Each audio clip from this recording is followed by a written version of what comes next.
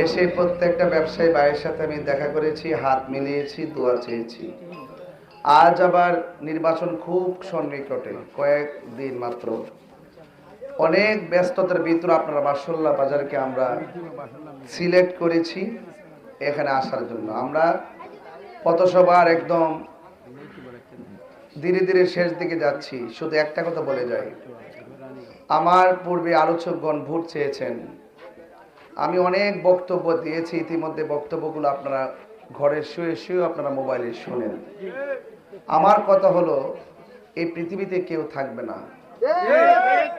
মানুষ যখন চলে যায় তার আমল নামার দরজা বন্ধ হয়ে যায়। যখন সদকায়ে জারিয়া করে মানুষের কল্যাণে কাজ করে, এটা কবরে অটোমেটিকলি যাইতে থাকে সওয়াবটা।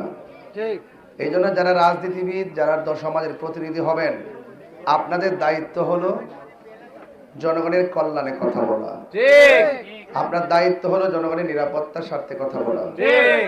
আমরা দেখেছি যখনই কেউ ক্ষমতায় আসে, ক্ষমতার অপব্যবহার করে, প্রতিপক্ষকে মামলা হামলা জড়ায় দেয়। আমার কথা হলো, যদি আপনারা আমার নির্বাচিত করেন, যারা বিনা অপরাধের জেলে আছে, আমি ইনশাল্লাহ আমি তাদেরকে জেল থেকে ছুটায় আনার জন্য সর্বোচ্চ চেষ্টা করব। আমি চাই না কোনো নির্দোষ জেলে থাকুক। আমি চাই না ভুয়া মামলায় কেউ আটক হোক।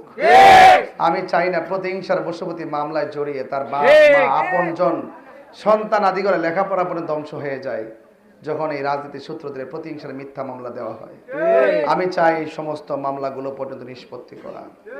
প্রকৃত যারা দুর্নীতিবাজ অপরাধ করে তাদেরকে শাস্তি হোক, আমার কোনো আপত্তি নেই। এই জন্য সমাজের ভিতরে মামলা বাণিজ্য বন্ধ করতে হবে। এই বাসুল্লার মধ্য বাজার থেকে প্রায় 5 কিলোমিটার একটা রাস্তা আছে, বেহাল দশা। আমার কাছে এগুলো বলতে হবে না, আমি কিন্তু ধর্ম নিয়ে কাজ করছি। আমি গিয়ে আসছিলাম কয়েকদিন আগে বাজার দিয়ে রেমা বাগানে। যাওয়ার পরে আমারে বলছিল যে প্রেগনেন্সির প্রসব ব্যথার কারণে, রাস্তার কারণে অনেক গর্ভবতী মা এই রাস্তায় মারা যায়।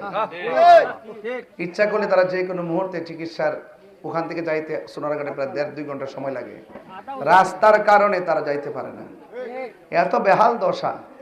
আমি কথা দিয়ে যে আমার কাছে আপনারা চাইবেন, আমি ওই রাজনীতি করব না। আমার দরজায় যে আপনি দাঁড়ায় থাকবেন, এমপি সামনে উঠছে, এইগুলা লাগবে না। আমার কাছে যাইতে গেলে কোনো নেতার প্রয়োজন হবে না।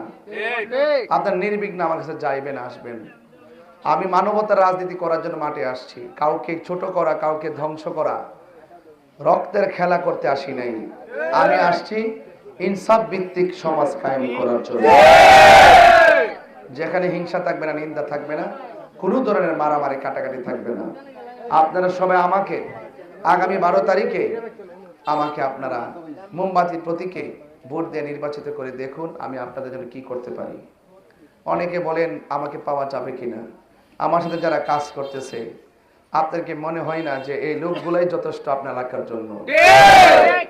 আমি শুধুমাত্র এককভাবে জনপ্রতিনিধি হইলে আমি একমাত্র ক্রেডিট নিব না। যে জনগণ আমাকে ভোট দিয়ে, আমাকে ম্যান্ডেট দিয়ে সংসদে পাঠাবে, এই জনগণ হবে আমার শক্তি। কথা বলেন ঠিক? এই জনগণই হবে সবচেয়ে বড় পাওয়ার। এই জন্য আমি জনগণের কাতারে থেকে রাজনীতি করতে চাই। আমি জনগণ থেকে বিচ্ছিন্ন হতে চাই না। আমি মানবতার রাজনীতি করতে চাই। আপনারা আমাকে দয়া করে আগামী 12 তারিখে মোমবাতি মার্কায় ভোট দিয়েন, জয়যুক্ত করেন। জীবনে অনেক ভোট দিয়েছেন, আপনারা আমাকে এবার দেন, দেখেন একটু কি করি। আমি দীর্ঘদিন ধরে সনাতন ধর্মীদেরকে নিয়ে সম্প্রীতি কথা বলেছি। আমি বলেছি হিন্দু মন্দিরে যাবে, বৌদ্ধ পেগোড়ায় যাবে, খ্রিস্টান গির্জায় যাবে, মুসলমান মসজিদে যাবে, সবাই মিলেমিশে এই দেশে বাস করবে। কারণ স্বাধীনতার যুদ্ধে সবার গুরুত্বপূর্ণ দায়িত্ব ছিল, কথা বলেন, অবদান ছিল।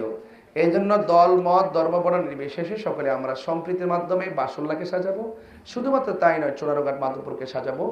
এমন একটা চুনারুঘাট মাধবপুর আমি সাজাতে চাই যেন সারা বাংলাদেশের মডেল হতে পারে চুনারুঘাট মাধবপুর। আচ্ছা, আপনারা কি বিশ্বাস হয় না যে আমি পারবো? ইনশাল্লাহ। আমি মুখে বলি না, আমি হৃদয় থেকে কথা বলি, আমার কলিজার ভিতর থেকে কথা বলি। আমি প্রতারণা করতে আসি নাই, আমি নিতে আসি নাই, আমি দিতে এসেছি। আপনাকে বানিয়ে দেখুন, রাষ্ট্রের যতগুলো বাজেট আসবে আপনারা বিলবোর্ডে টানিয়ে টেনে দেখবেন কত টাকা আসছে, কত টাকা কোনভাবে কোন দোকান থেকে ব্যয় হয়ে খরচ হচ্ছে। আমি কোনো লুকোচুরি করব না। আমার কাজ হলো যে আমি এমন কিছু করতে চাই, আমি মারা গেল যেন আপনারা আমার জন্য দোয়া করেন, আমার পাশে থাকেন, আমার জন্য দোয়া করেন এবং আমি আপনাদের জন্য দোয়া করি। সবাই ভালো থাকেন, সুস্থ থাকেন। আসসালামু আলাইকুম ওয়া রাহমাতুল্লাহি ওয়া বারাকাতুহু। আল্লাহুম্মা আমিন। وترحمنا لنكون من الخاسرين. ربنا آتنا في الدنيا حسنة وفي الآخرة حسنة وقنا عذاب النار. আল্লাহ আপনি আমাদের সবার তরে মা এই আয়োজনকে কবুল করুন। আল্লাহ সবার পরিশ্রমকে আপনি কবুল করেন। আল্লাহ যারা কোনো টাকা পয়সা দিয়ে তা কানা হয় নাই, নিঃস্বার্থে নবীর মহব্বতে দেশের ভালোবাসায় ঘন্টার পর ঘন্টা অপেক্ষা করে আয়োজন করেছেন, আল্লাহ তুমি প্রত্যেকের হায়াতে বরকত দিও। সবার একবার হলো মদিনা যাওয়ার তৌফিক দাও। আল্লাহ এই বাজার ব্যবসায়ীদের ব্যবসায় বরকত দিয়ে দেন। ওয়া সাল্লাল্লাহু তাআলা হাবিবিল কারীম ওয়া আলা আলিহি ওয়া আসহাবিহি আজমাইন। লা ইলাহা ইল্লাল্লাহু মুহাম্মাদুর রাসূলুল্লাহ।